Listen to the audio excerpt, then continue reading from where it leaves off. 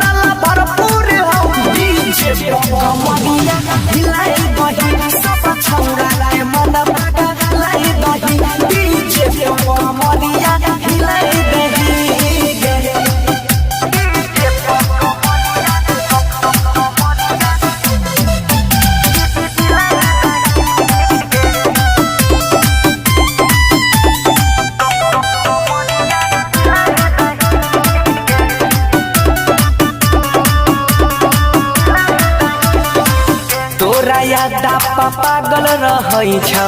DJ के operator गे जान मारै छी उठाई के अपन लहंगा के सेटर गे तोरा यादा पागल रहै छौ डीजे के ऑपरेटर गे जान मारै छी उठाई के अपन लहंगा के सेटर गे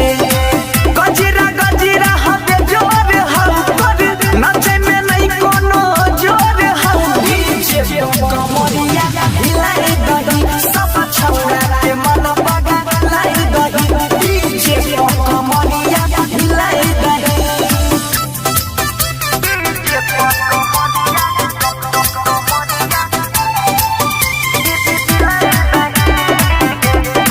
माँ वैष्णो रिकॉर्डिंग स्टूडियो दिल्ली।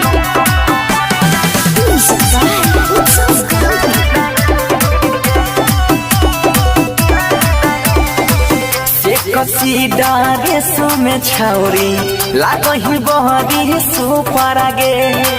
नमड़ी 2000 के बारिश होई छ तोरा ऊपर गे लूट ले